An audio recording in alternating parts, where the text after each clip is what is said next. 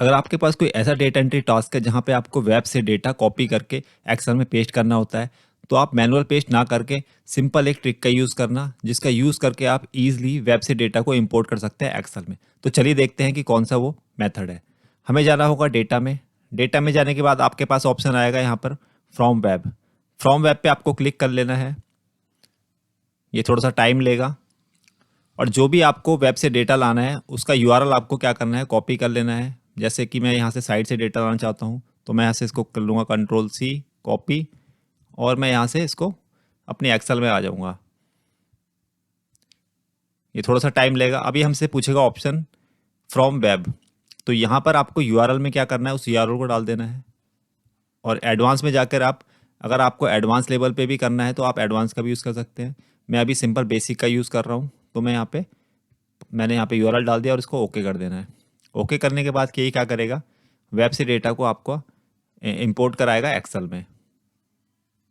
थोड़ा सा ये टाइम लेगा अभी। अब ये कनेक्शन हमारा अभी क्रिएट हो रहा है। जैसे ही कनेक्शन क्रिएट हो जाएगा तो ये हमें ऑप्शन दे देगा कि कौन कौन से टेबल हमारे वेब पे हैं और आपको कौन कौन से टेबल यहाँ पे इंपोर्ट करवाने हैं। अब आप देख सकते हैं कि विंडो आ गई, नेविगेटर बार आ गया हमारा। यहाँ पर जो हो रहा है डिस्प्ले ऑप्शन, यहाँ पर हमारे जो भी टेबल हमारे वेब पे HTML के फॉर्म में होंगे, वो क्या करेगा, उन टेबल को यहाँ पर क्रिएट कर देगा कि कौन कौन से वो टेबल क्रिएट कर रहे हैं हमारे वेब पे। तो देख सकते हैं अभी 2 टेबल दिखा रहे हैं हमारे।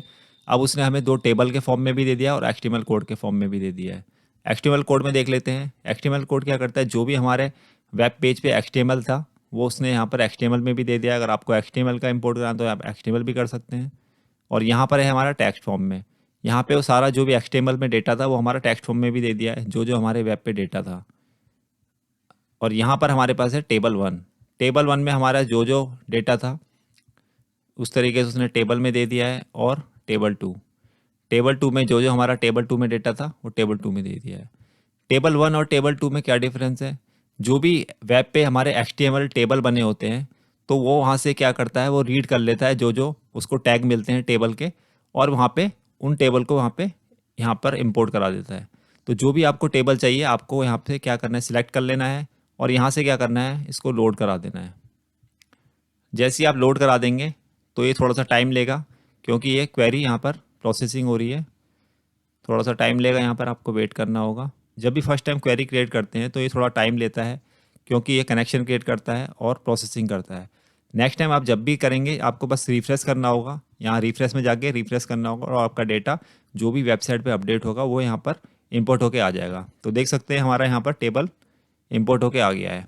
नेक्स्ट टाइम क्या होगा, जैसी वेबसाइट अपडेट होती है या वहाँ पे कुछ चेंजेस होते हैं, अगर आप यहाँ पे सीधा रिफ्रेश कर देंगे तो वो क्या करेगा, वहाँ से वो डेटा को वहाँ पे जो भी अपडेटेड डेटा होगा उसको फैच कर लेगा। तो आई होप आपको इस वीडियो से काफ़ी क्लियरिटी हो गई होगी कि किस तरीके से आपको डेटा इंपोर्ट कराना है वेब से, अगर आप कोई मैनुअल टास्क करते हैं।